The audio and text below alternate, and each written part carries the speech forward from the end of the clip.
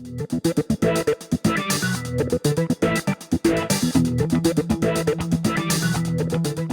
everybody and welcome to another edition of our M14 set review. Today we are going to be talking about all of the blue cards. I'm Evan Irwin. Bard Narson. Bard Narson is with us today, and we're going to get started right now with Air Servant. I'm really excited that this card's coming back. Oof. It was one of my favorites back in the other core sets, and it's just a really awesome bomb. Like, you don't see it really if you just look at it. It's like it's a good flyer, but in the late game, this card owns the air. It is absolutely unreal. I mean, you know, good on offense and defense in the air. It hasn't been reprinted since I'm 11, so it's been many years since people have seen it. But like 5 mana for a 4/3 flyer by itself, if that had just been vanilla, you would have been playing this card. Yes. And then it has the really sweet tap ability, like absolutely. Yeah, and that's just it. I mean, it has a low toughness, but there is no Syrian Spear in the set, and so all the removal is going to get it anyway. But because it can control the air, it gets through, and that's like the really important thing. You know, and even when you pacifism a card like this, you're still able to use his ability, and that's really important. So when someone like slaps a pacifism on it, make sure that you kind of like pick it up and put it underneath, and remember, so that you can remember that this card has this but ability. when you pacifism their air servant, make sure it's on top. That's If they put it behind you, just put it back on top. Slap it sideways. Yeah, really high pick and limited beyond bombs and removal. Will be absolutely in every blue deck you play, whether it's sealed or draft. Yep. Super sweet, no constructed applications, but it doesn't need them. Archaeomancer drives me nuts with that 1 power. Just, man, ugh. It makes me feel bad. I'm like, I'm paying 4 mana for a 1/2. No, you're paying 4 mana for a spell. You're paying 4 mana to get your removal spell back. Yeah. I get it. You know, you're paying 4 mana to get a Doomblade, and you got a 1/2 on top of it, and that's cool. I think 2/2 would be a little too good, actually. It probably would. Yeah. Ugh. But 1 is so bad, and 2 is too good, and where's 1.5? I mean, but if you're getting cake, why can't you taste it, right? Like, that's just it. I need the cake, and I need to chew and other things, and it won't let me do that. But a man that will not see constructed play, partially because of his low power. And that Snapcaster exists. And Snapcaster's like a million times better in every way possible. But, you know, this is a limited guy only, and will be really good in sealed. I think a lot better in sealed because you're able to, the games will last a little bit longer. You're able to use your bigger spells. You're able to splash your bigger spells, yada, yada. Where in draft, you need to be a little bit tighter. You need to have everything sort of succinct. You're still going to want to play it with Doomblade. Yeah, That's just it. I was actually waiting for my turn to say that, and you just stole it from me. Ha!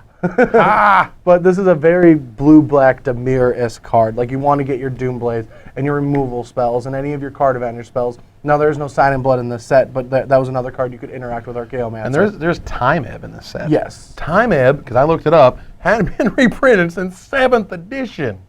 Yeah, that's a long time for people to forget how important that card is and how good it is at tempo. Oh, yeah, and that is an amazing tempo card.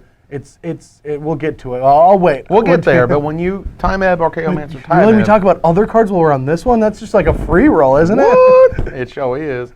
But at the end of the day, I don't pick this card super highly. I think it actually travels most of the time down the table. You can usually wheel it. Most people, I mean, you know, the stats aren't that good. And because the stats aren't that good, you kind of want to be a deck that can really abuse it. And if you're like a white-blue enchantment-based theme, this guy doesn't do much, you know? Like, you want the Armancers, you know? You want those guys. You don't want the Archaeomancers who are going to bring you back the spells. You want to get back your enchantments at that point. But when you're in the blue-black, he's your all-star. Yeah, that's exactly it. Good man. Armored Cankrix. All right, so you guys know how much I like low-power, high-toughness creatures, right? This guy sucks. What? This one's a bad one. Wait a minute. Siege Mastodon is a 3/5. Here's a 2/5, and all of a sudden this is bad. No, that's exactly it, because you're going to want this card in How decks. Is it exactly? What? Shh. Listen, Evan. Okay, so usually when you want the 3/5s and the 2/4s, you want them in flying decks, and usually those are blue-white base. So you're going to have access to Siege Mastodon when Armored Cantrix is there as well. So you're going to want the Armor. But what if you don't have a Siege Mastodon? For whatever reason.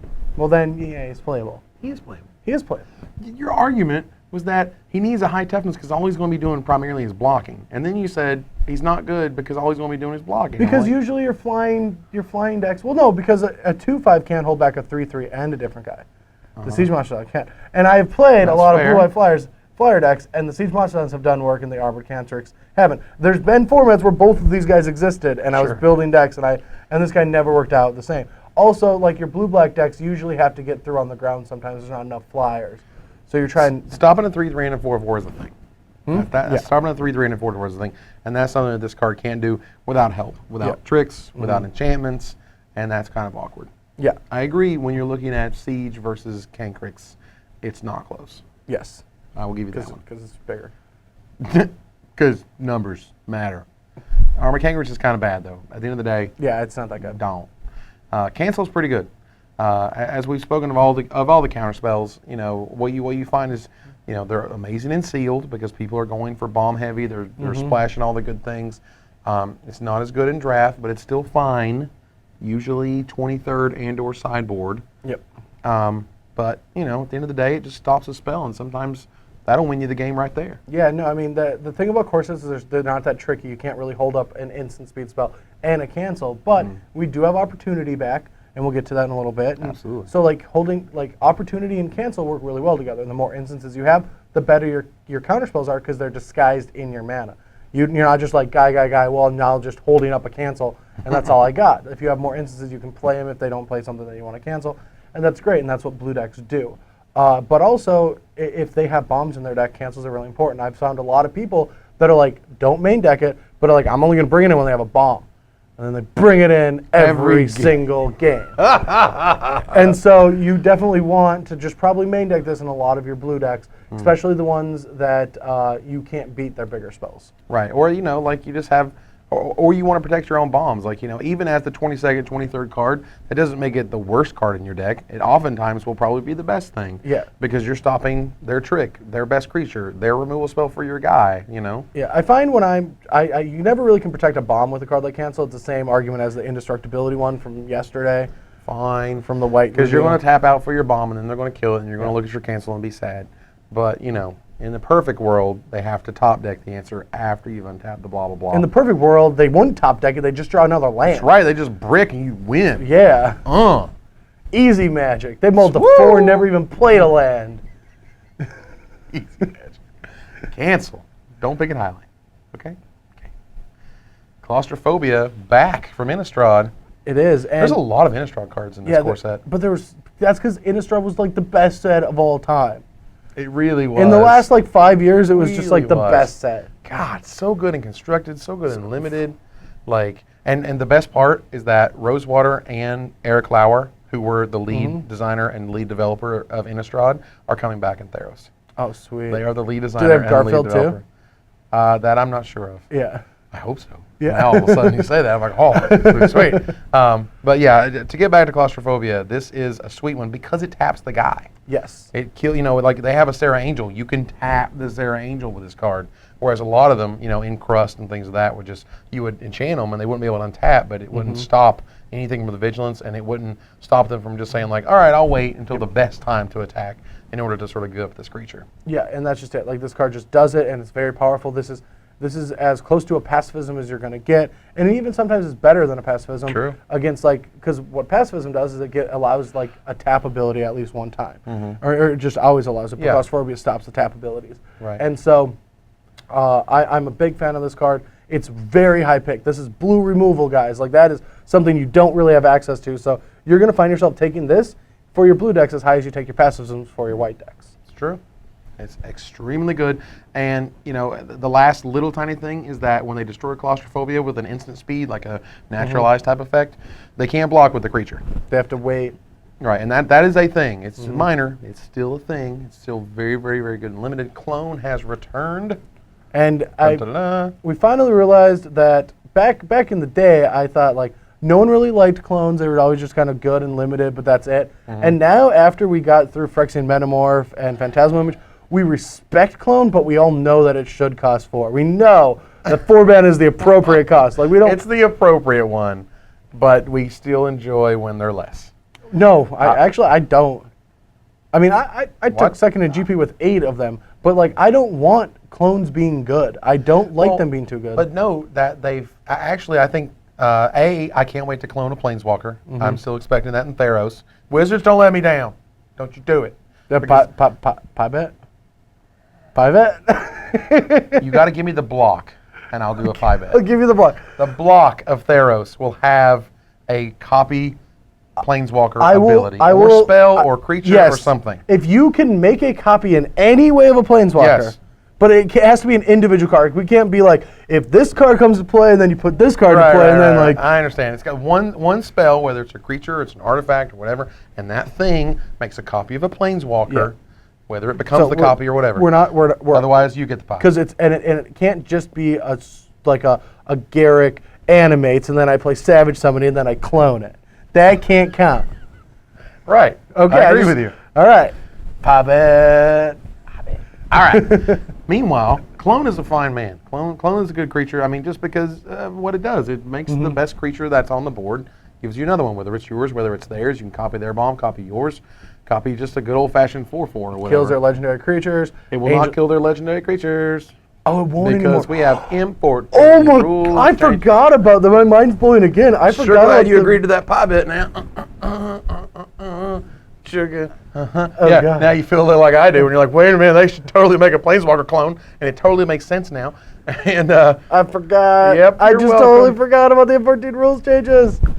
Who's in your pod now? Wait, Magic's changing. I gotta learn how to play it again. I'm telling you, like, I think Legacy is actually gonna go really crazy with, Jace versus Jace. What do I do for the Invitational? I don't know. What do I do now in Legacy? Dude, I don't know, man. Like, there's some craziness you can do. Yeah. And even with legendary creatures, like, Thrun probably gets a lot better because now you can't just clone and kill it. Like that, the entire metagame for a while was Phantasmal Image answered Thrun and would kill Thrun, and that was the only way they could kill Thrun ever, when you were playing the Jace deck or whatever. You had to just kill it that way. So now that's not a possibility. You can have your own Thrun, you can have your own Geist of St. Traft, and that's okay, essentially. You can play, if they were to pacify one of your legendary creatures, you can play Clone, copy it, sacrifice the one with pacifism in it, and then you still have your legendary creature there. Well, we're going really deep in Constructed. Well, that's not Constructed per se. I was sort of talking about Limited, but in that regard. But, because once you're... How lucky are you to have a legendary bomb and a clone? Hey, man! Magical Christmas land. Yeah. So, anyway, in Constructed, it generally needs to be cheaper. I mean, usually the only reason you have it in Constructed is it's a very good answer to Angel's Serenity. So that's like what blue decks use to fight because of these acidic slime chains. You can't rest in peace. You can't really fight the graveyards that well. Right. So that's one of the best things that it does right now is it just fights Angel's Serenity. But I don't think Angel's Serenity is going to be that good because we got this little ooze that's coming out in this set. We'll talk about him later. Yep. And yeah, I mean, as for Clone, like there was actually a point earlier this year where Star City was sold out of clones. Yeah. And I mean every clone that was printed. I'm talking alpha, beta, revised, unlimited. I mean all the way up the chain. Every single printing of clone. I mean the word clone, the creature clone was sold out. We didn't have any. That's weird. It's just, there for a while. Everyone went clone crazy. But clone by itself is a really cool card. You're going to play it in limited. You're going to pick it highly because it makes copies of all the good things. And that's all I got on Clone, man. I mean, that's all I got too. It's a sweet one. Colossal Whale though, he's big. Boo boo.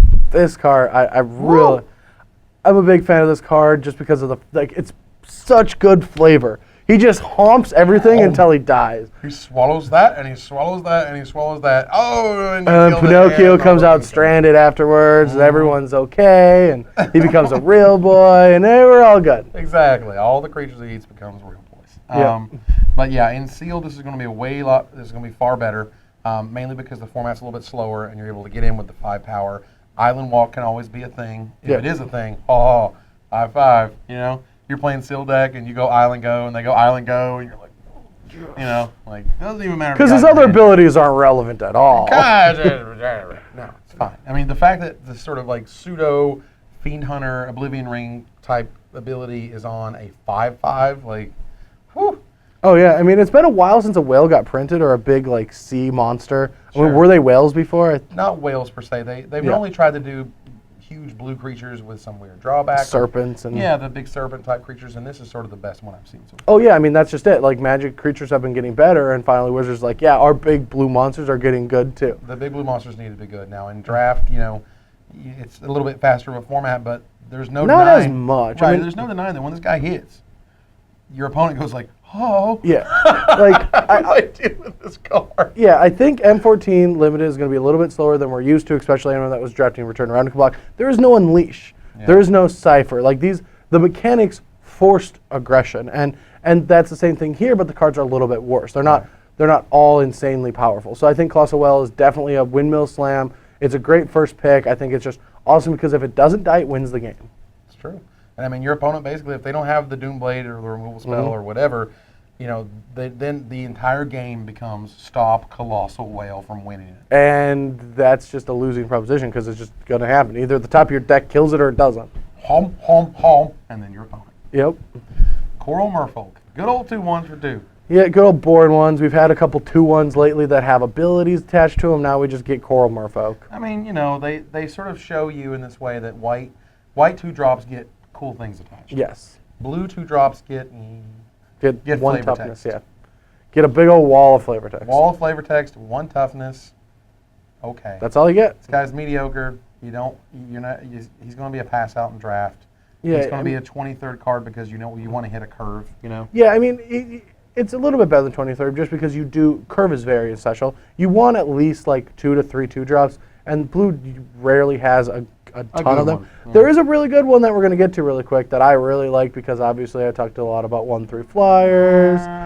But talk about 1/3 flyers in a minute. This is the kind of card that if your draft went bad, you can just run it just to hope that it helps out some way. Yeah. Get there. Dismiss into dream. I never thought they would print something like this. It's so unbelievable. It's like That weird. It's like crazy. blue players have always, drafted and you have like the phantom ability or the illusion ability. Yep. And it was a thing, and now it's just your opponent. And like I like the name, the art, like it's a weird ability. It's not that good, but it's one of those cards that if you want to do this, you got to work for it. Right. It's not that good, but like I think casual players are going to go wild over this card. It is sweet because it's every opponent. Like if you're playing a multiplayer game, all of a sudden, literally everything can be targeted by anyone and it dies. It's not like yes, you're controlling the enchantment, but if player B attacks, targets player C's creatures, they're still going to die. So, yeah, this card is sweet. You want to Flames of Firebrand. Oh yeah, and there's probably in card. Command or in EDH, there's probably like some old cool things that can target everything for nothing. I don't know what they are. I don't know all the old cards, but sure. And whoever wants it probably knows it. Oh, of course. I mean, absolutely. This is where you sort of put together all the pieces to make this one of the coolest cards you can have. You can slam down, after you've played your Soul Ring and ramped up into 7, no problem. So, not going to have constructed playability. No. And limited. No. I want it to be okay. But then you have to play so many things that target, and there's not a lot of ways to target. It's usually just removal. So it's like Doomblade, and it died before Doomblade resolved. I'm clever. Haha. Awkward, but casually, super sweet. I think foils are going to be worth like $1 million, and they're going to look great too. Man, if there were a way to cheat that into play, it'd be so sweet against banned Hexproof. That's like kind of clever. Well, you don't want it to be cheap ever. Now, disperse directly from, I think that's Morningtide. Yep. And yeah, that's the same art too, which I always thought was cool. And it's the fixed boomerang. Yes, boomerang back in the day was blue, and it could bounce any permanent. And that was really bad for all the land destruction decks that would just destroy people. And it was really, really difficult to beat. So no one liked a boomerang. No one liked a boomerang. No, because I even played the boomerang decks, and I didn't like the boomerangs. I played the Ebony Owl Netsuke deck. I really did. I played the good. You're playing the Mortivore. Or Magnivore. Yeah. I'm all the way back to Ebony Owl Netsuke playing, Kami of the Crescent Moon. Yeah. All this stuff. It was a little absurd where I would, sudden. Hey, it top 8 at a Pro Tour. I would sudden impact him. Oh yeah, of course. And that's why won the Pro Tour. I played it the next week and actually won a couple of boxes of Guild Pack. High five. I was good at Magic 10 years ago. That was only 5. No, that was actually like... It was more like 7. 8ers, yeah. But regardless, Disperse is a fine card. It's a very good card. You're not going to pick it, like it's not removal, but it's not on past the chain of removal in terms of being a good card. I mean, especially since Vapor Snag taught us that if you can kill your opponent before they can recast their card, that is effectively removal. True. And that's where Disperse can do things. You can bounce their guy and kill them, or you can tempo them out by just putting a creature back in their hand, hitting them again for 2 or 4, then you can time ebb something and then disperse it afterwards or something like. You can create tempo chains that your opponent can't break out of. And it's so cheap. You can actually disperse something and play something else, you know, and get you, and then time ebb that, and then get you, and then, you know, whatever. So the fact that this only costs 2 and is an instant, of course, is very important. Yeah. Because you can disperse at the end of the turn, and then untap, and then play something, and then bash. And then now they've got that thing back in their hand, and you've just played something else, and now they have to catch up. And sometimes that's difficult. All right. Divination, good old-fashioned. Good to be back. Divination is a very good card. It's in that Sarah Angel, that giant spider thing. It'll always be worth it to pay 3 mana for 2 cards. That's just how it works. Like, and especially Divination and Sealed is very important in a lot of decks because I actually consider 25% of Sealed games to be non-games. They're like an opponent mulligans, or you don't hit your right land drops, or you don't hit enough lands, you keep the 2 land or don't get there. And this card helps consistency issues in Sealed. That's one of the battles that you have to be fighting when you're playing Sealed, is just making sure that your deck will function every single game and fight the variance. And Divination really helps the blue decks do that. Absolutely. Now, this is only for limited. This isn't for constructed. I mean, ask Patrick Chapin. But it has, I was about to say, it has seen constructed play. This is one of those, this reminds me of the riddle, or rather sort of the trick question that they asked me when I went to Wizards a few years ago. And they said, if all card draw was removed from Standard, if all of it, and the only card draw was Divination, what would you pay, how much life would you pay in addition to a blue and 2 colorless to draw 2 cards? You know what I mean? Like if it's Divination said draw 2 cards and lose X life because you had to, and it was the only card draw in the entire format, what would you pay? I would actually probably pay none, because if there's no card advantage, then everyone's just beating each other, so paying life and drawing cards is probably bad. That's sort of next level. I just said I'd probably pay 2 to 3 life. Yeah. Just because, you know, if it's the only thing you got, you do it just because you want to. And it's the only thing you got. What are you building towards? You're not Sphinx's revving into other Sphinx's rev. I'm not saying you're revving into revving. I'm just saying, like, you know, you still want advantages. Yeah, I mean, okay, fine. Fine, God. Fine. Either way, it's not anything you're going to pick highly, but it's good. And Sealed, you're going to play almost every copy. I've seen people open like 3 or 4 of them. Like, don't go nuts with it, but you want to play probably at least 1 to 2. No problem there. Any more than that, you're going to start to get into a bad Now, this is a card that you're going to want to play as many copies as you got. Good old-fashioned Domestication. Now, this is another fixed control magic. Yep. Came out in Rise of the Eldrazi. It's been a while.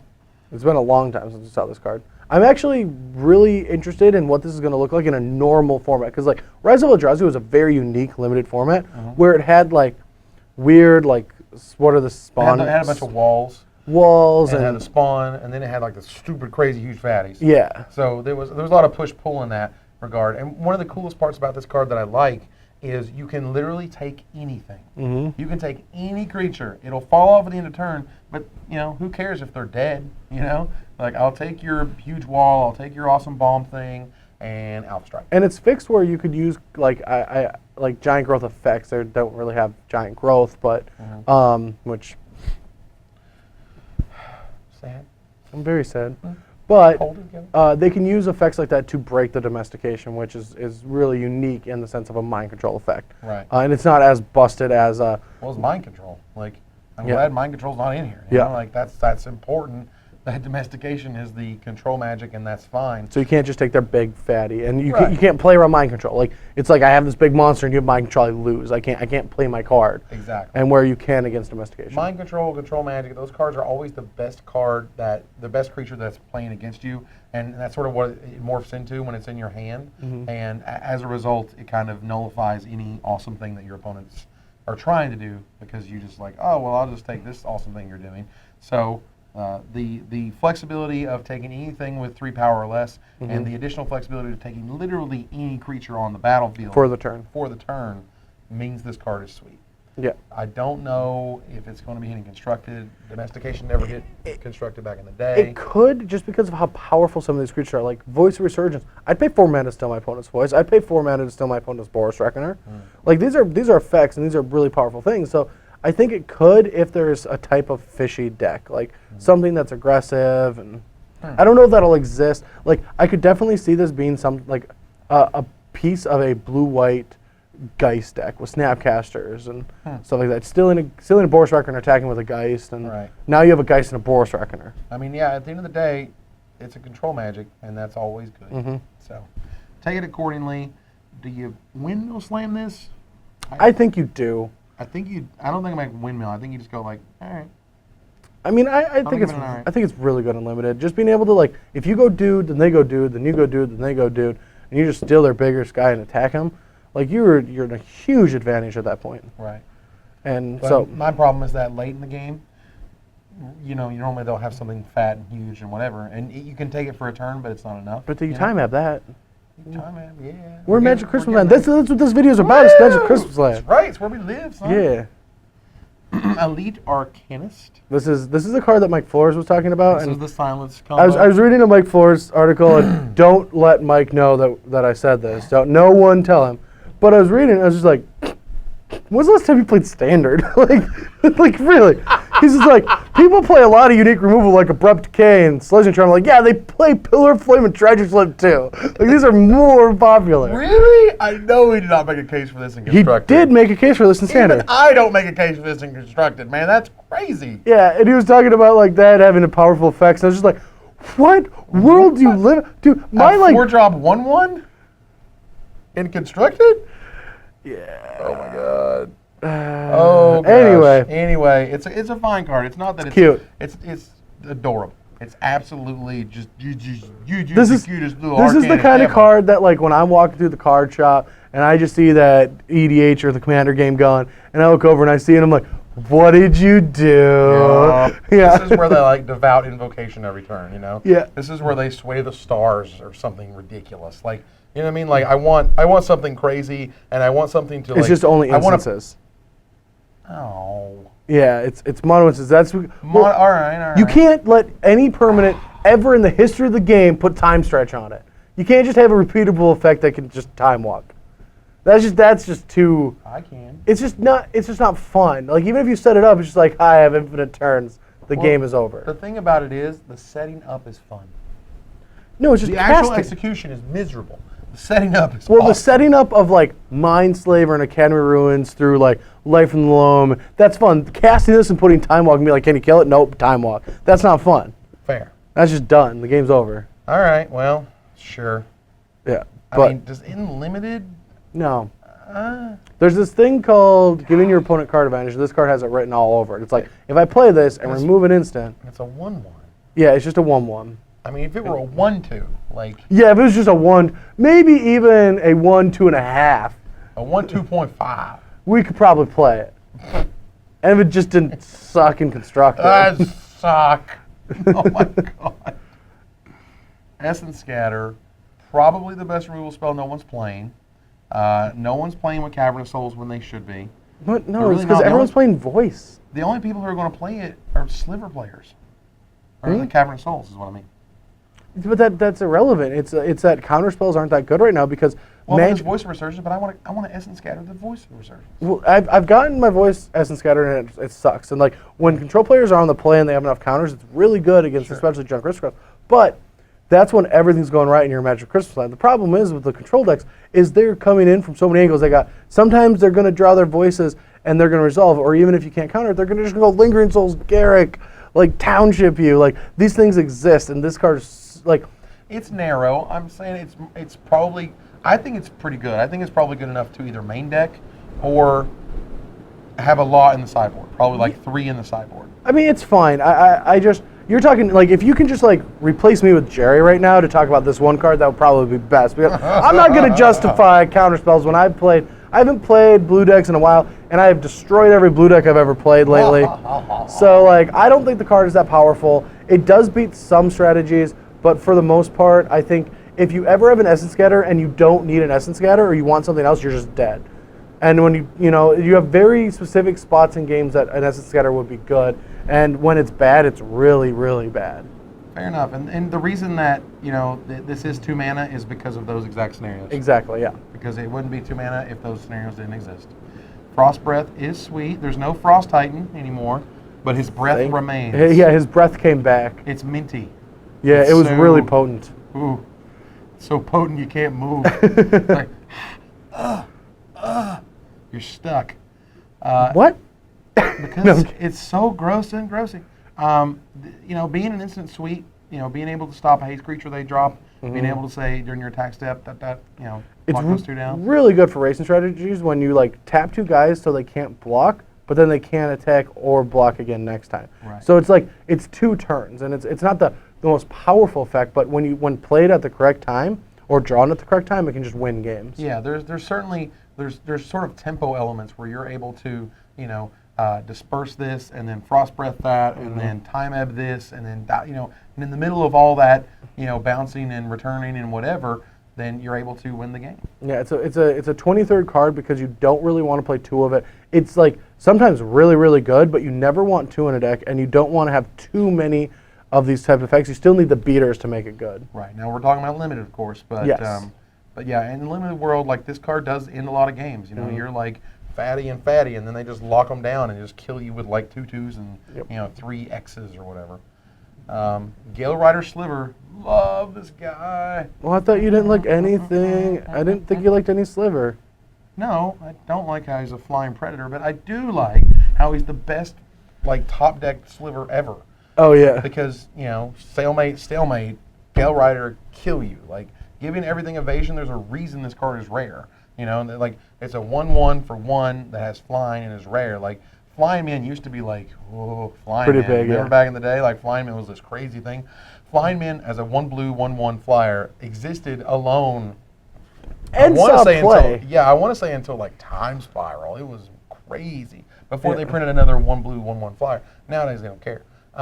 But this guy is not only the Flying Man, he's like the Flying Armada. Like he just takes everybody with him, and this is the card you don't want them to top deck. They have made you pay like 6 mana to give like synergistic strategies flying. Like we've seen a lot of them, like Gale, like the I forgot the names, but there's the one that all your creatures with counters have flying, and then there's the one that all your multicolor cards have flying. They got 6 mana. They just give the Slivers 1 mana. Oh yeah, the Maze Runners. The Maze Runner. This like 1 mana 1/1 flyer that gives all your other Slivers flying. I think this is a little push, and this card potentially might give a standard Sliver deck an existence, because going turn 1 Gale Rider Sliver into turn 2 the Muscle Sliver and just attacking for 2, and then all of a sudden you have all the flying.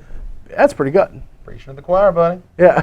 I laid it all out. I was like, look, here's your 1-drop. Your Predatory Sliver is your 2-drop. Your Blur Sliver, your Haste Sliver is a 3-drop. Double Strike is your 4-drop. And you just sort of pepper it to taste. You can have the Mana Weft Sliver in there if you want to. You can have the Siphon Sliver to give lifelink. Like you have Cavern, you have Mutavault.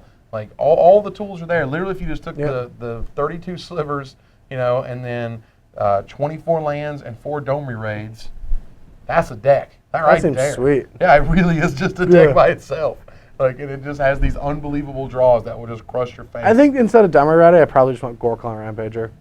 That's still a card. Like it might not be a Sliver, and they might think it's an outcast. Right. Not good enough for them, but he'll do try work. to kill your Predatory Sliver, the Muscle Sliver, the 1/1 that gives all your slivers +1/+1, as soon as possible. That's going to be like the one that they want to stop. This is the number 2, but the one that they need to kill your Glorious Anthem. Yeah. So when you're able to Gorkon Rampage that guy, pretty sweet. When you're able to give him flying, super sweet, super awesome. If you're the Sliver player in Limited, you're windmill slamming this. If you're not, it's bad.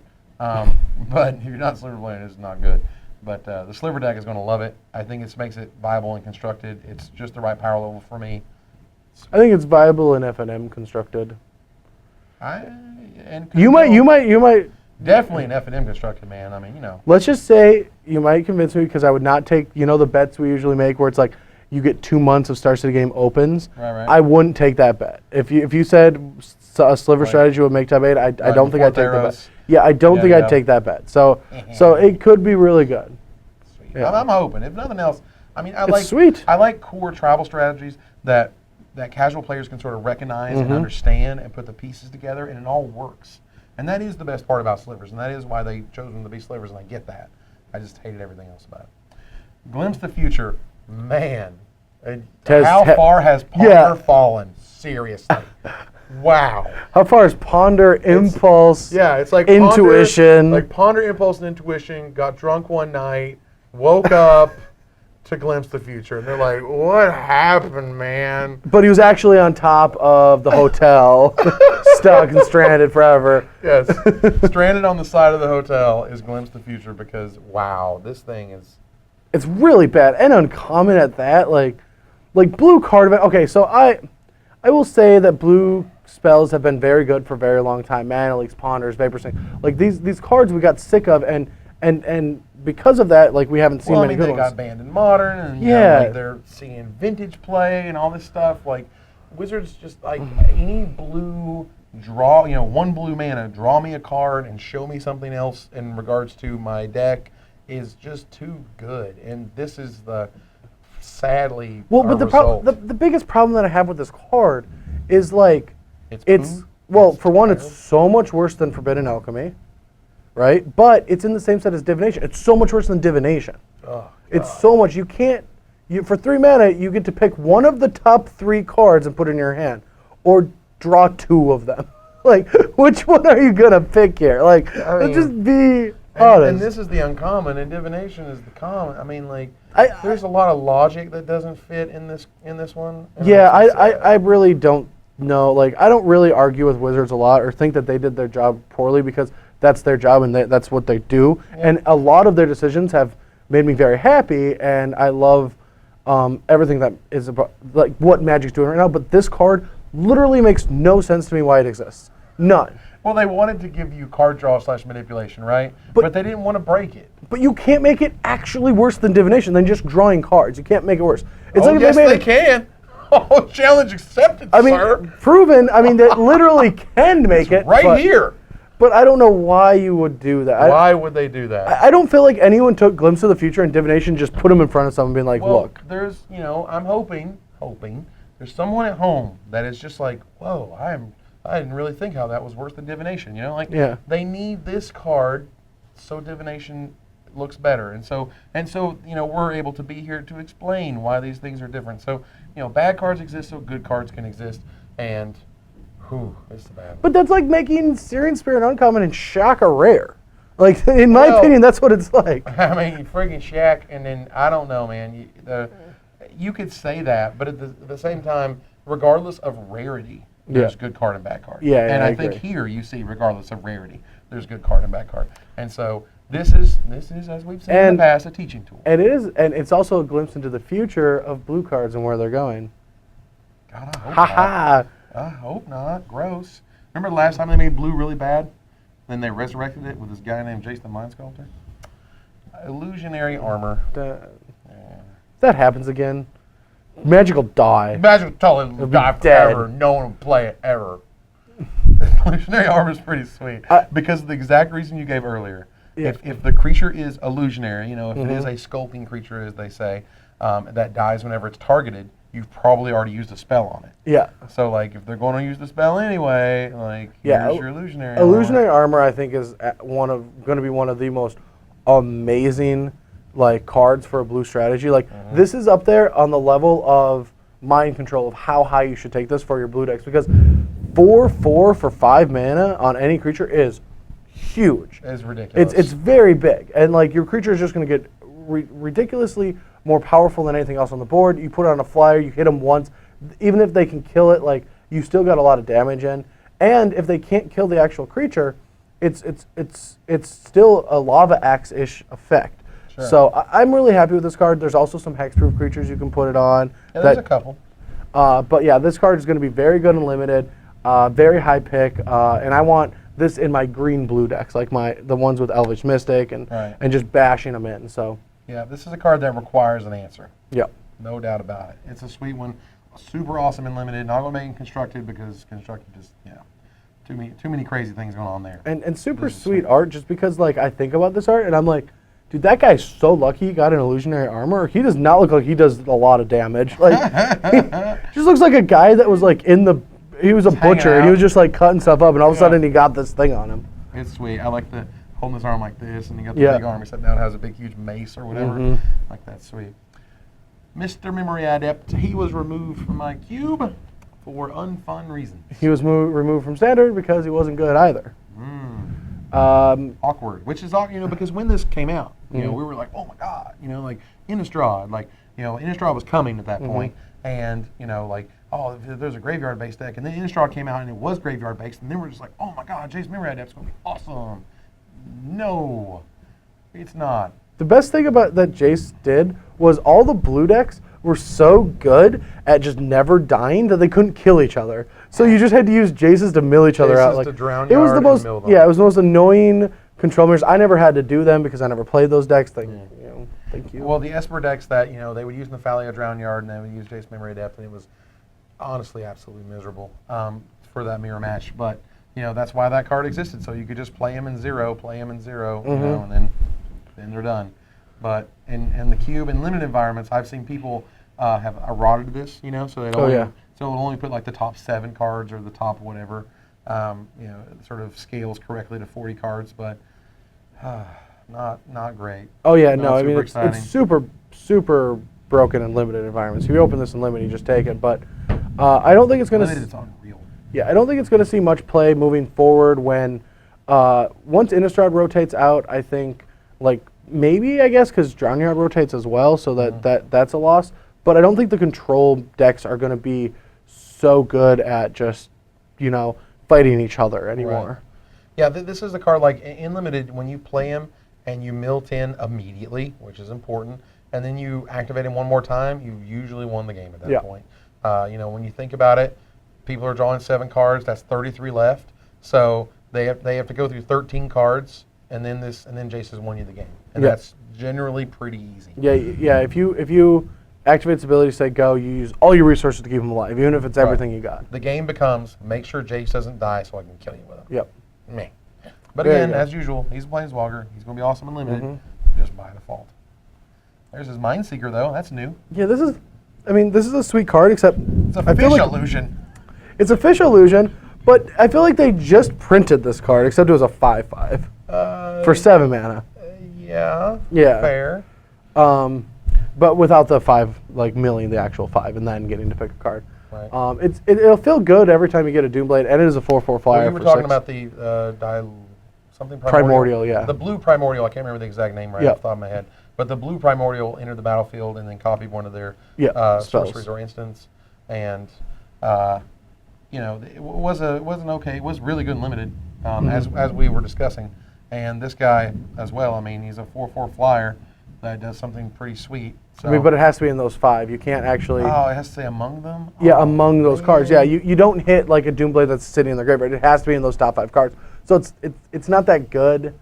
Library into his or her graveyard and among them that's in the graveyard.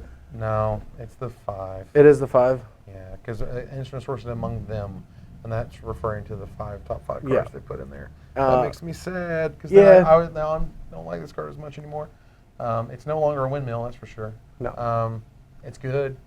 It's not terrible. It definitely leads to bad beat stories. It's like, he got my one awesome card. Yes, my one whatever, like my devout invocation or whatever. Yeah. And then they're just like, wait, that would be insane. Wouldn't that be insane? Yeah, that'd be really good. At least they're really sweet stories, but at the end of the day, not a super powerful creature. No. Meh. Merfolk Spy, a card that exists so you know how bad cards can exist. We're talking about this card is sweet. You could look at cards in their hand, and it has it's Island Walk. It's so good. He's so sneaky. It's really bad. It's like it's not we're not gonna spend a lot of time on this one. Let's just say it's just bad. It's bad, and if you want to know how bad it is, play with it. You can see for yourself. Messenger Drake is not bad. No. This guy's sweet. This guy is the 3/3 flyer for 5 mana is playable no matter what. And when it has draw a card on it, man, that's good times. Yeah, it's definitely good because it's a flying creature that you actually like. The only tension that this card has is like sometimes you just want to block a 3/3 to draw a card to just beat up them on resource, get a resource advantage. Sure. But there's sometimes that you just want to attack with it too. Right. So like this card's unique in the sense that it has good abilities, and when it dies, you get your advantage from it. But it teaches you like when to attack and when to block, and it's definitely one of those like early developmental cards that teaches you tension. Absolutely. And I really like that. Yeah, it's super sweet, and there's the only sort of real feel bad I can think of is when they pacify it. And you're like, oh man, I can't get, but you still had a 5-mana 3/3 flyer, which is fun. Yep. Which is good. Which is what they were stopping. You know what I mean? Like the draw card is just this sweet bonus. Yep. It is not integral for the card to be good. It is actually just like icing, which is great. Pick it highly. No constructed usage, but in limited, this guy's awesome. Oh, real quick, until the end of this whole thing, we shouldn't use icing on the cake. We should just use cherry on top because of pine. Yeah. Thank you. Thank you. Thanks a lot. Negate. Negate's a card. Negate is the other half of Essence Scatter. I love that. I love the yin and the yang. I love how this card answers all these permanents or these things, and this card answers all the other things, and how they don't just give you the Mac Daddy 2 blue counter target spell. Yeah, or mana leak or something. Right. You have cancel, and over here you have negate, and over here you have Essence Scatter. Yeah, and Negate's a really good one. It's a wonderful sideboard card for control mirrors. The matchups where counterspells are really good. Now against the aggressive decks, like I was saying about Essence Scatter, you don't always have the correct time to cast it, so it's sometimes bad. But in control mirrors or against Jund or any deck with big spells, Negate is an all-star. Like there's matchups where you actually have your percentage of winning the match is dependent on how many negates are in your deck. Absolutely. So that's the constructed angle. The limited angle is that you're almost always going to be stopping removal spells. Historically, whenever I play Negate, I'm either stopping their Oblivion Rings or their Pacifisms or their Doom Blades or whatever it is, and you can also sideboard these in. If they have a very removal-heavy deck, you don't always have to main deck it because sometimes you're just bashing guys into guys, and you can draw this and just it doesn't do anything. Game 1 literally does 0. But you can see, oh, they had this huge spell, or oh, they had planar cleansing or whatever, and I can't beat that card, but Negate can beat that card, and that's important. So it's not something you pick super high. You're probably going to get them late anyway. You'll have access to this. Like this is a 11th to 14th pick. Like you'll get them. Yeah. No, anything you got to pick highly. Now Nephalia Sea Kite, another Innistrad block visitor. And this is one of the cards that's going to make main deck cancels really good. The more like if you have like 3 or 4 Sea Kites, which I'm going to say they're good enough to have that many in multiples. Oh, absolutely. This guy for sure. Yeah, and then on turn 4, you have a Sea Kite in hand and a cancel, and you just get to do whatever you want. And that's a really wonderful feeling in Limited, having the options. And so it's hard for your opponent. Like, your opponent then has to play their big spell. Like, they have to play into you on main phase 1 so that you can't Sea Kite them during combat and they can get their attack in. Yep, which is sweet. It makes once your opponent knows that you have this card, they play differently, and that's what I love so much about it. It doesn't matter if you have it later or in games 2 or game 3, because when you have 4 mana up, it could be Sea Kite time, and that's awesome. So. Not a super high pick, but a pretty high pick. I mean, you're going to take that in the middle of the draft, right after you take all your removal and your bomb cards. Like you're not going to take this over Sarah Angel or an Air Elemental, but you're going to take this over a lot of the other flying creatures. Yeah, or an Air Servant, Air Servant. Sorry, Air Elemental. Yeah, that's a good one too. But you're going to want this card. Like you're going to want to save room while drafting in your 4 slots for the Sea Kites. Like you don't want to take all these 4 draws because you want a ton of these. Absolutely, this card's terrific. Opportunity, hey-yo. So I always say I don't play blue cards so much, but when people are saying, like, is this better than Sphinx's Revelation? I died. Oh, come on. Yeah, like. Really? I mean, it's a very good draw spell. It is good. And it's fun. It's really good, sure. It's decent and limited. I like that you want one of these, so when you attrition each other out, you just have this, like, big game spell, like, draw a bunch of cards. Boom, and you just draw them sort of, like, out of nowhere, as it were. But, Opportunity is great. I don't know. How long has it been since this card's seen print? I didn't look this one up. I don't know. 7th edition? Maybe. It's been a very long edition. time since I've seen Opportunity in Standard or any limited environment. Yeah. And the reason is, you can have these scenarios where you have a bunch of open mana and your opponent gets to do whatever they do, and you either have counterspells, or you have draw spells, or you have creatures, and you can do either of those things. Yep. And that is super, super powerful. This card is great. I just want to say one thing. I really love the art. It's just clean and simple, and the little, the thing on her head, I don't know what's that called, like the pendant. Or something, yeah.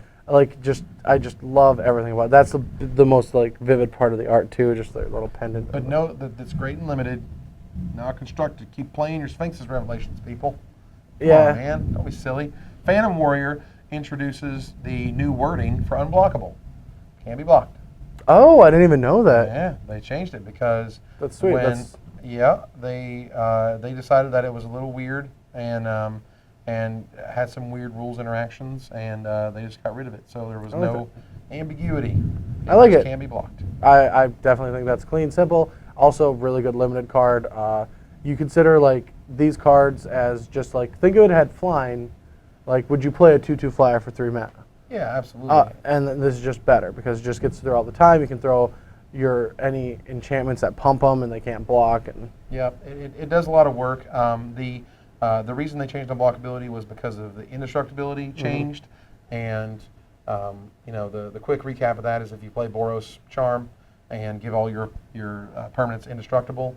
Previously, if you played something after you played Boros Charm, it would also be indestructible. Yes. That doesn't make any sense Yeah. because the spell is supposed to give all the permanents you control, which is the stuff on the battlefield, not the future stuff. Yeah. And when they changed it to work sort of the right way, the way you would expect it to work, unblockability had a lot of the similar, all of your creatures are unblockable. And then you play another creature. Is that creature unblockable? Blah, blah, blah.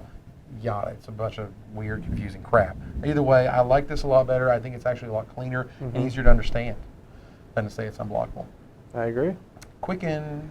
Man, I was so excited about this card in Yeah, Compact. I was freaking out. I was like, dude, this card is sick. I want to end my end of your turn Wrath of God, and I'm end of your turn blah, blah, blah, and I'm end of your turn Death Cloud, and blah, blah, blah. You don't. You just don't do ever. it. You don't. It's just, I don't know what you're doing. It just costs more mana to cast your spells, and you can't really use Quicken as like a spell like for velocity of like getting early draw to make sure you hit all your land drops, to let you hit your land drop so you can think twice or draw more cards. Yep. You don't want to waste it, but then you don't want Supreme Verdict to cost 5 mana either. Like what's the point of a 5 mana Supreme Verdict? I mean, okay. Because I understand how it's good that 5 mana Supreme Verdict that you draw a card and that's fine and all, but you have to have both the Supreme Verdict and the Quicken and the 5 mana all at the right time in the right space. Yeah. That's not happening. I feel like your problem. Like This card is a trap. yeah, Savage Summoning is also probably a trap, but I feel like Savage Summoning was designed like the corrected Quicken and Overmaster. I feel like Quicken and Overmaster should have just been one card, just cost a blue. That Quicken can't be countered, and you draw a card, and the next spell can't be countered, and that would have been a good card. My God, it would have been insane. Yeah, it would have been Some good. legacy play. It would have been very Silly. good, but as it is now, like what are you gonna do? Wait for your control opponent to tap out so you can Farseek in response? Like it just doesn't do enough. Look, man. I know you want a Rakdos turn at the end of their turn, but why don't you just draw a card and play another land and do it for one more? Your problem with Quicken, again, I had a period where I was super excited about this card, and then I played with it, and then I found It just out didn't do anything. It just Yeah. doesn't do nothing. Oh, don't play it. You can just rare draft it if you want, okay? It's cool. Scroll Thief, a super awesome, just nice design. Yeah. I love this design. It's clean, it's clear, it's simple. Yeah, it plays really well with all the other cards. Like, no matter what set I've seen Scroll Thief in, it's played well with all the cards. Yep. And I definitely just think it's sometimes really good, sometimes can really warp a game for no real reason. Like, they have guys and you have the Scroll Thief, and how the games play out are just really unique. So I do like having Scroll Thief since everyone plays around it differently. Like, for me, personally, I sometimes just give them cards. Like, it depends on... Sometimes. I generally don't. No one You don't likes want it. to, yeah. No one wants to give them cards. And honestly, I'm sort of on the other half of it, where for me, every time I play Scroll Thief, I can't get through. Yeah. I just and I don't like to play multiples of them because I have the problem where I'll have 2 Scroll Thieves and they'll have like a 3/3 and a 3/3, and I'm like, these cards are absolutely terrible. I can't do anything with these. Even if I have a Disperse or a Time Ip, they're not going anywhere. Okay, I'm still not gonna be able to attack. And if you bash in and lose one for 1 card, then that's a terrible deal. Oh, yeah. So then you just pay 3 mana for 1 card and you look bad. So, Scroll Thief, kind of mediocre. Yeah. Not great, not terrible. You definitely, when we're taking this card out of Magic Christmas Land, so should you. Like, don't just see it and be like, oh my God, I'm going to be able to draw all the Magic cards in the world. I might deck. Woo! Like, I got to be very concerned. Like, I might die to decking. I think it's Keeper of Secrets was the name of the one from Ravnica block, or Return to Ravnica block. That's a 2/2. It's a 3 mana 2/2 with whenever it deals combat damage to a player, draw a card. And that was really important because then it could trade with a lot more different, a lot more creatures. It could trade up, yada yada, whereas this one pretty much almost never will. Yeah, it just kind of sits there. All the creatures block it. Seacoast Drake, heyo! This is my card. I love these kind of cards. I didn't think I was going to like it the first time around. I can't remember the 1/3. The Accordia Courtier Pegasus or something. Yeah, I didn't think I was going to like that card originally when I saw Return to Ravnica, but it did a lot of work. And ever since then, I've realized that a 1/3 flyer for 2 mana is like the fixed Grizzly Bear. Like that is the flying version of Grizzly Bear because it comes down, it blocks all the early creatures. So in the early game, if you're behind immediately, it's going to block that first or second creature opponent plays. But then you can just get in some early damage too, and like picking off like 2 or 3 points of damage for free in the early game, then turning into an offensive creature later can help you win games. And me, I just like the art. I mean, the art's really sweet too. It's really sweet. I got nothing. Because this man loves a 1/3 flyer way more than I do. Yeah.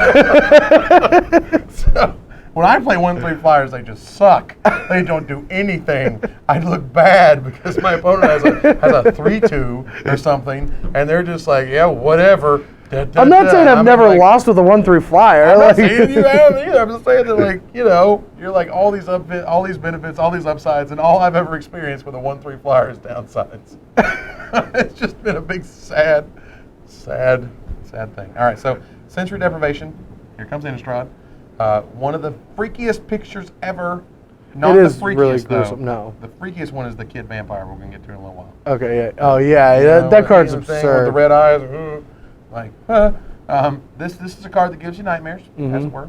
And I think I already told my man in a box story about it the first time we talked about it, so won't tell it again. And because I'm old and no one knows Alice in Chains. But What's Alice in Chains? Shut up. For 1 blue, it's -3, -0. That's actually good. That's actually important. That'll impact a lot of games. It is a very good removal spell just because you just hit something on the ground for cheap. You get rid of it. You can turn their big 5/5 monster into just a 2/5. Right. And we told you what Armored Cantrix is like, and you can turn their creature. Yeah. And so it's a great removal spell. It's not always going to be the best thing, but it's going to be much better. Like the card was playable in Innistrad block, and that was a set with a bunch of triggered and activated abilities. Yeah. This is going to be a lot better in a core set draft. I think this is going to be a really good removal spell. This is one of those, like, you got to wrap your mind around it being a removal spell. You can't think of it as a bad enchantment. You got to think of it as, I play this on that card over there. To stop it. Yeah, and it's either going to stop it, or B, they're going to have to block whatever I'm bashing in with, and then they're going to lose that creature. So you just 1 for 1, and that's okay because that's what removal is. Yep. You know, at its core, it's 1 for 1. And so when you put your mindset in that, it's a lot better. It's not something you actually have to pick very highly because a lot of people just dismiss it. They don't like it, and I've seen this card go silly late. Even in Innistrad, like late Innistrad, it went silly late because this isn't the first pick. You don't compare this to Claustrophobia as a removal spell if you're deep in blue. You don't compare it to Pacifism either. Yeah, but it is something that you'll find that you'll want access to more often than not. Like after your first draft, you're like, man, I shouldn't have let that thing go. It would have been a lot better. Or the first time you start casting it, it's going to be really good. Absolutely. So, Spell Blast. You know how long it's been since this card has seen? I didn't know if this was a reprint or not. Dude, this came from Alpha. Oh, wow, really? This came from the beginning of the game. Oh, wow, no wonder it's so bad. It hasn't seen print since 6th edition. 6th, ladies and gentlemen. I mean, wow. I mean, that's all impressive and all, but you know what's the more impressive thing that I think about this card? If you played this in Standard and you were on the draw, you could have open mana in the entire game and never be able to cast it. Yep. That's the most absurd thing I've ever seen a Magic card ever do. How do you print a card that might not ever be able to be cast in a single game of Magic? I mean, they exist. Things happen. I mean, you feel bad. This is a card that, like, on the draw, you have to board it out. You cannot ever play this on the draw. No, it's in the game of Magic. You just never play it. Like, this is just something that. So, Evan always talks about. I can't say ever. This will never see constructed play. It's bad. Constructed play, yes. I'm talking about. Oh, okay. I apologize. And for me, I've dismissed this for constructed, just like snap. I consider this and cancel the same way as the. Like Essence Scatter. No, the divination and the seeing the future or whatever. Yeah, the bad 3. Yeah, they're the same. Like, why are the uncommon blue cards worse than the common blue cards? Like, this is actually happening, guys. This is something that exists now. Wizard, you're freaking me out, man. What are you doing? All the terrible cards are easy to get. Or wait. No, yeah. All the terrible hard cards are hard to get. What? Like, they're really sticking it to blue right now. Like, that's what's happening. Like, pretty soon, like, next, like, M14, they're just going to make all of the the Lucky Charms, be like, you can pay 2 colors or you can pay a blue, but it's even for the white one. They're just going to fill up all the uncommon blue slots with like the bad cards that all the colors can play anyway. Wow. This card's not good. And limited, I mean, it's still a counterspell. It's still that you will never be able to cast until your opponent's done curving out. I don't want to play it in draft. Let's narrow it all the way down to sealed. All the way. No. It's okay. Because why would you be in blue? Why would you not let's play cancel? Yeah, that's your problem. Let's say you didn't have any access to cancel, then your blue cards have to be so good to be in blue that you would never play this card. It's gonna keep going. All right, thank you. All right, Tidebinder Mage. Card. I think it's sweet. I don't think it's. I think it's going to be actually good in Legacy. I do too. It's going to lock down a mini Tarmogoyf. It hits the tough matchups. It hits the Deathrite Shaman matchups, and it hits all the Rug Delver. It's okay, but it's not perfect there. But that's not that horrible matchup anyway. It's not where you want it. But Maverick, like all these tough to deal with matches where they have these creatures. Especially the matchups where they don't have islands, where you actually are doing real combat, like Maverick and Jun. Yeah, stopping their Knight of the Reliquary is a thing. Or even their first, you can just turn 2, you can go Aether Vial, and then turn 2, get their Deathrite Shaman. They rely on those cards. I like that it gives access to, Merfolk access to removal that they normally wouldn't have, or they'd have to pay 4 life to dismember. Right. This is a card, I think it's really good. It is actually super sweet. I don't think it's going to get there and constructed, though. There's just not... Just Legacy, no standard. It's just the shell is not there, and that's okay. Like, this is one of those... I think they made that Hate Bear just for Legacy, and they've done that before where they make cards that are just like, well, Legacy needs a thing because Merfolk kind of suck right now, and this helps them shore up bad matchups. Yep, I like it. Not... in Limited? Oh, yeah, no, it's fine. Seems good. Yeah, it's a 2-drop, but you don't play it as a 2-drop all the time. Right. And you can just main deck it because it does have a very good effect on a game. Like Dungeon Geist was unbelievable in Limited, and this is a worse Dungeon Geist, but I still think it's playable. You're right. It's no Dungeon Geist because that card's awesome. Yeah. But if your opponent goes like Swamp, Plains, and then plays something and says go, I'm just going to turn 2 Tidebinder Mage. Jam it. He's just a bear at that point. Yep. Just let him be a bear. He's the, I don't know about the red one, but he's probably the next to last. He's probably the 4th best one of the hate bears. Yeah, but another thing of the hate cards. There's a hate cycle essentially. And another thing is you can look at it and be like, it's really mana intense for blue, but that's what blue is. Cancel, Claustrophobia. Blue has always been a very mana intense. You splash a color, you don't really go too deep on it. So this card will be able to be cast. Time Ebb, heyo! I went back 7th edition. I looked. All right. My God. It's been a long time. So it's going to take until, and we're not going to see it again until M21. Right. We're going to be old men at that point. Yeah. We're going to be hanging out. We're still going to be doing this. We're still be yammering about magic cards. Our nurses will come in and check our blood pressure in the middle of the videos. They'll come there, change our bag or whatever. Check our thing. We're getting our fluids. Okay, sweet. But yeah, Time Ebb is a card that people are going to have to learn to respect all over again. There's been very similar cards. The Vidalcan Dismisser was in Modern Masters, for example, and that card. Hey, for anyone that watched the set review then, and we were talking all about Vidalcan Dismisser, how was it? Was it way better than we thought it was going to be? Yeah. Now it's not as good when it doesn't have a creature attached to the ability, but that's okay because as we were sort of explaining, you disperse in the Time Ebb into whatever. That tempo is sort of what you're looking for. Or just them losing that card too. A bounce spell puts it in their hand, but it's technically card disadvantage. This is not card disadvantage. That's why it's really good because they lose a card in the process of this happening. Right. Their next draw step is screwed. If they needed a top deck a removal spell or whatever, you're guaranteeing that doesn't happen. And sometimes that's sort of where you put yourself because you say, okay, the only way I lose is if they top deck removal spell, put that thing back on top, and I'm guaranteed that unless they have it in their hand. It's the anti-miracle. Balls. Don't pick it highly. It's not a card that's going to go early, I think, in any stretch. And you're probably going to have a bunch of multiples, to be honest. This is one of those I think people just sort of pass out because they don't, either it's going to be really good or it's just going to be pass out. Only 1 or 2 decks are going to want access to more than 1 or 2. You're either going to want 0 or 5 of a card like this. That's either what your it is. Tempo or you ain't. Yep. And you don't want it if you're not. So, Tome Scour stinks. I mean, it's still better than that 3 mana spell. Bar is low. And this one's common, obviously, and the other one was uncommon. But yeah, good old Tome Scour. There's not a lot to say other than it's bad and don't play it. Yeah, it's really bad. Don't touch it. I'm going to move on here. Trained Condor. Now, this card is sweet. Yes. This card is super sweet. The ability to pick up any random... You know why creatures are so good without flying? It's because they don't have flying. Like, that's just the actual thing. Like, I will take my Windrake, that's my 4 whatever power guy from green, get to the air and kick all the ass. Yeah, it's really good to give any creature flying that's like sitting on the ground, especially when you're just trying to race people. Or I like cards like this in blue-green strategies. That's where you're going to find a lot of power to come from it. Yep. But the art is like the sweetest. He's just waiting. He's just waiting to pick someone up. Yeah, I love it. Just hop in the saddle, let's go. Yep. This one's a really high pick for me. I mean, like, after bombs and removal, like, give me all the trained condors. Well, not all of them, because you want creatures to put in the air, too. Hey, you see? Pull out the daggers. No reason, man. No reason. Traumatize is a casual card.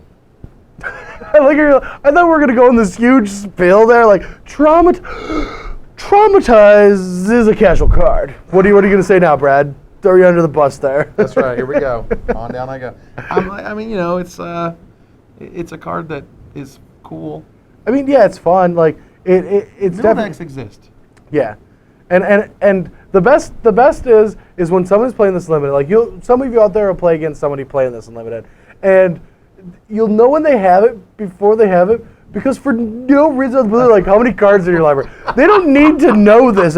They just want to know how much it's for. Right. Literally has no impact. It does not matter how many you have when you cast Traumatize. It's just getting half rounded down, which, by the way, is bad because you couldn't, get the extra card anyway. But, I mean, it's a card that exists not for constructed, not for limited. It exists because casual players like to build mill decks. Oh, yeah. And they'll enjoy it. And they love milling people out, and they just feel so good when you have no more library to draw from. I don't know why. I don't get it. Glimpse the Unthinkable into Mind Funeral into Traumatize into Glimpse the Unthinkable into blah, blah, blah, and you're dead. Also, which this card leads also into the best art of the set, which we will get to in the artifact section. I don't know about it. It's going to be in this video, but it'll be soon. Okay. And you'll know it when you see it. All right. It's awesome. This card, Wall of Frost, though. Limited All-Star. More walls. Yeah, this card is so annoying to play against because it does just shut down an army. Like, you block one guy, but now you don't have to worry about that guy next turn. And with a 0/7, like with that high of a toughness, it blocks everything. And they need 3 creatures to even deal any damage. But like those 3 creatures, let's say they're all 4/4s. All of a sudden, you're just taking 4 a turn after the first attack. Like you take 8, then you're down to 4. Like it really does slow the game down. It's a really powerful wall, especially when you have enough flyers, and especially with I forgot already the name of the 2/1 that gives a guy. Yeah, the Condor. Like the Wall of Frost and has never really got to work with a card like Condor. So like you can start picking up your ground pounders too and attacking. So this guy holds the ground really well, and I think he's going to be really good in Blue-White Skies decks. Yeah, this is a card that you'll have to pick early. It is an uncommon, and people do recognize how powerful this card is. Like it's really, really good. Warden of Evos Isle, I think this card is awesome. Like, give me Windrakes that have insane upsides. Yeah, I mean, it is a Windrake with an insane upside. And the thing is that makes it really powerful is what rare bombs do blue and white have? Flying creatures. They're all flying. They all have flying. They all have bombs. Oh, 4-mana Archangel thing? Yeah, instead of like 4-mana Serra Angel. Like, I want to play this guy, and then I want to play a 2-mana this guy. And then I'm going to play a 1-mana this guy. Woo! And then I'm going to play a 2-mana Archangel of Thune. And then I want to know where you got all these cards from. Like, you should have ran out by now. I know, I should have all these in comments. Yeah. I'll just get really lucky. This card is sweet. I think this card is awesome. There's just nothing. Yeah.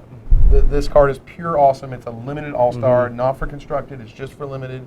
But in this format, wow. It's very powerful. Like, making other flyers cheaper, especially for Blue-White Skies decks, like, this is the kind of card you want time ebbs with. Like, this is the tempo deck. When the worst thing this card is a Windrake, like, it's awesome. It's fantastic.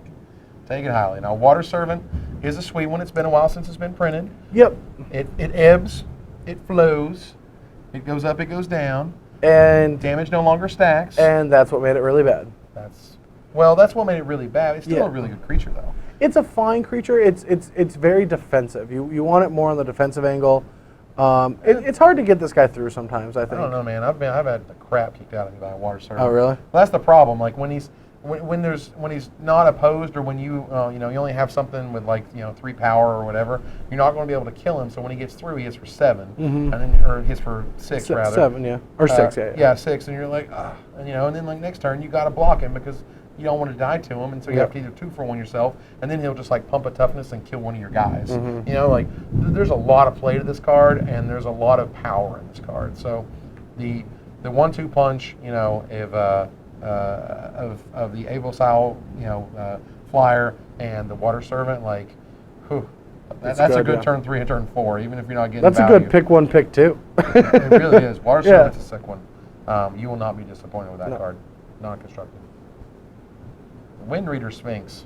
Okay. This is what I want to go the aisle into Sphinx and draw a bunch of cards. I think Wizards just wanted to put 3/7 on a card. They just haven't done it before. I literally think they were just like, we've never done this toughness before. I want to do a 3/7. What's it going to go on? I don't know, this thing. Yeah, sure, whatever. What? I mean, this one, Wizards thought long and I don't know how hard on what this card should do, but it's a little underwhelming for a blue mythic for me. It is pretty underwhelming. Well, it's got a pretty big upside for limited, and for limited it's good. I mean, no, it's a great card. Limited, this card is ridiculous. Don't get me wrong. I'm just in constructed it's terrible, and this is no Consecrated Sphinx. It's no but and that's my problem. I go Consecrated Sphinx by itself did not need to attack, did not need other things to attack in order to be awesome. This thing, you have to get it out there, and you have to attack with your flyers potentially into their doom in order to make it happen. This guy as a 3/7, just can't stop another mythic like an Archangel of Thune who might already start getting bigger. I mean, I'm okay with it because how many years have we went with having insane 6 drops and 5, 6, 7 drops? We're taming down again. We can tell by this set that creature power levels are coming down just a little. The battle cruiser magic is a little bit over now. Is getting to be lessened, and I'm honestly happy with that. I'm happy. The Titans era where everything was about getting to 6 mana and slapping down something crazy that won the game. So I understand that, and in that way, I'm okay with being disappointed. That doesn't sort of stop me from still going but it's a mythic and it's sweet and it's supposed to be super sweet. Well, actually, this is what I think mythic should look like. I don't want every mythic to be a $30 card that no one can get access to. I like that these mythics are still going to have a price tag that are pretty close to other bomb rares, but the people that want to play with them can get access to them. Fair enough. All right. Zephyr Charge. All right, so this is cool. There's only one cool thing about this card, okay? In Portal 3 Kingdoms, they made a cycle of 4 cards. There was Stalking Tiger, there was a black creature, there was the white Resurrection that returned False Defeat. It was Resurrection, returned target creature from the graveyard to the battlefield. And there was one that featured a Sun Tzu quote. And this is the only cards in Magic that have ever had Sun Tzu quotes on them. You can search for it. And if you search for Sun Tzu quotes, you'll find 4 Portal 3 Kingdoms cards and this one. This one is just so randomly completing a cycle. No, they didn't say anything. Nobody told anybody. But they actually completed a cycle from that's awesome. 10 years ago. And I thought that was cool. And that's all I got on this card. All I got for this card is you'll never play this unless you have 3 air servants. Yeah. At that point you're might as well 5 mana tap any guy. Balls. It's not that good. It's again one of the blue-green cards. This is a card that you might play in a blue-green strategy as a sideboard spell or maybe a 1-up. When you have a ton of green creatures trying to get through, you have some acceleration, and it does something. But other than that, I think this card's really bad. Right. So kudos to the Ultimate Vorthos, John Del Beatty, for letting me know this, because I certainly wouldn't have picked up on it. Yeah. But I do think it was cool if you look through on Gatherer, search for Sun Tzu, and you'll find the cycle. The cycle. All right. So here's Door of Destinies. Door of Destinies came out in Morningtide. Was the I think it was the pre-release promo, as I recall. And this is a card that over time actually got up to $4 or $5 because casual players absolutely love it. And no doubt about it's in here for slivers. Slivers are a thing. Choose slivers, go. I mean, elves are still a thing, as we'll see in green. Choose elves, go. This is not great in limited. and it's not getting constructed. But in casuals, in casual decks where you're able to really theme it out and really, pump as many elves and pump as many slivers and pump as many allies or whatever it is you're doing, this card is here for you. Yeah, I forgot how it worked. I thought it was like whenever it enters the battlefield. So I was like, oh my god, spirits, lingering souls, oh my god. But that's not how it works. No. Has to be the chosen type, which is... And then I thought I saw Squadron Hawk, so I could have said Hawk, but then it was Suntail Hawk, and I was just so disappointed about this card. Wanting Squadron Hawk, you should be ashamed. Either way, casual players will love this card, and I'm hoping everybody else does too. But it's not really for either of the formats that we talk about primarily. Elixir of Immortality, it's been a while since this card will never die either. It's just like it keeps getting shuffled into every single core set. This card is immortal. Yeah. But yeah, this is a card that is okay. It's fine. I've seen control decks board this in versus the super well, I mean, decks. there's also like one-ofs in all the control decks with the because everyone's just trying to mill each other out. So whoever has access to 1 or 2 elixirs can really win. But I don't know if that's going to continue to happen now. What the cards are looking like. And so if that doesn't happen, then this card won't see much play. I mean, like once Nephalia Drownyard rotates, and right now, Esper is just not that good. It stopped being good because the creature decks just got like so overpoweringly silly. And Imposing Sovereign might just like push it over the edge, for God's sake. But I like that this card exists. This card was really sweet when Trinket Mage was around. You could sort of chain that together against an aggro deck or whatever.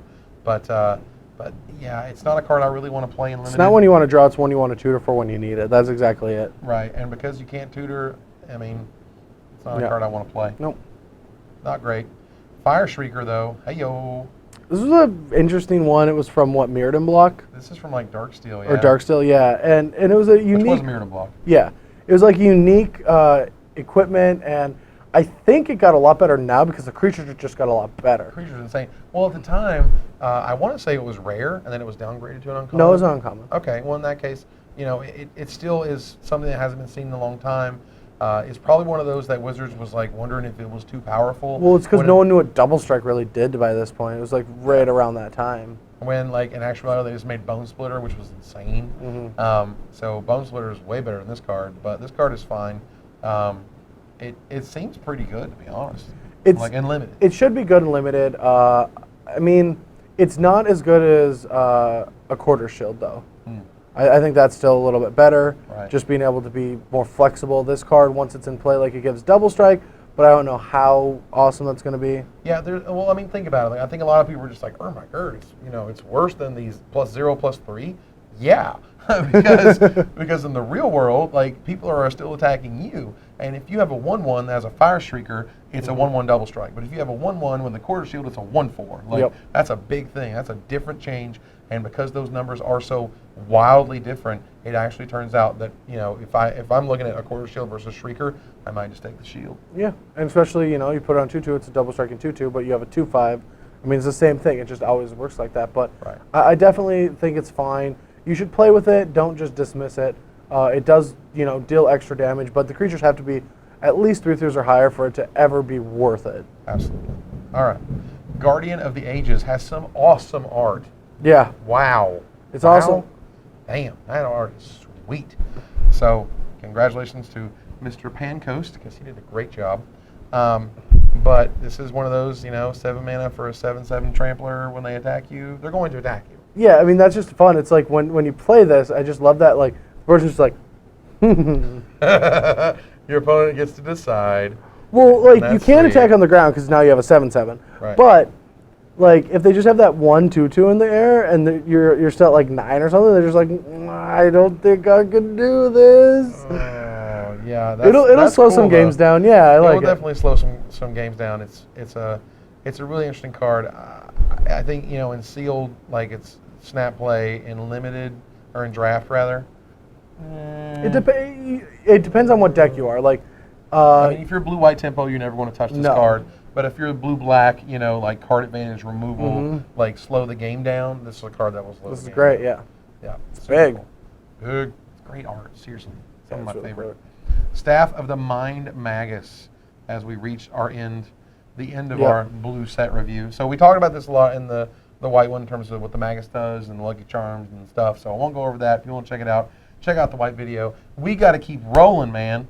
We got 3 more to go. Woo! 3 more colors, ladies and gentlemen. We will be talking about all of the black cards tomorrow. I hope you guys join us because it's been super fun. I mean, I'm having a blast. I'm digging it. I was just trying to find which joke. I'm like, where are they watching it? Should I say scroll down, click here? Last time I said click here, they didn't do it. Oh. I know. It's probably you. You didn't do it. Sorry. All right, but just 2 more videos to go, and then we get to green, and then we get to all the awesome cards, some of my favorites, some pies. And some pies. Pies roll at the end. All right, so for Evan Irwin, Brad Nelson. tapping the cards. So you don't have to. See you tomorrow.